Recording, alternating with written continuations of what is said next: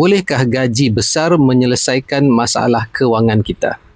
Cukup ramai yang percaya bahawa masalah kewangan akan selesai apabila gaji semakin besar. Hakikatnya, itu adalah mitos yang cukup mahal. Sebenarnya, seseorang menjadi pokai bukan semata-mata kerana pendapatan kecil, tetapi kerana gagal mengawal keinginan dan gaya hidup yang sentiasa meningkat. Apabila pendapatan bertambah, keinginan juga sering bertambah. Dahulu cukup dengan telefon biasa, kini mahu model yang terbaru. Dahulu makan sekadar perlu, kini semuanya mahu yang premium.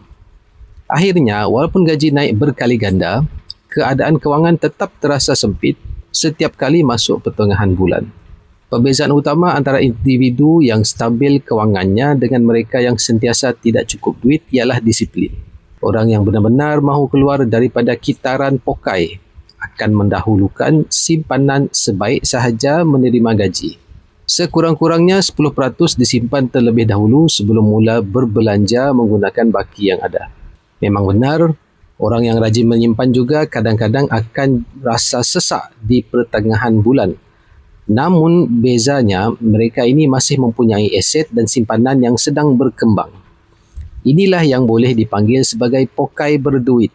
Nampak sederhana dalam perbelanjaan, tetapi sebenarnya memiliki simpanan untuk masa depan. Salah satu cara terbaik untuk membina disiplin kewangan ialah melalui simpanan emas.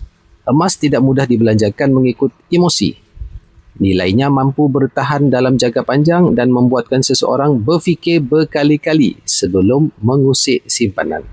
Persoalannya sekarang, kita mahu jadi pokai yang kosong atau pokai yang mempunyai emas dan aset untuk masa depan? Semoga perkongsian saya ini bermanfaat.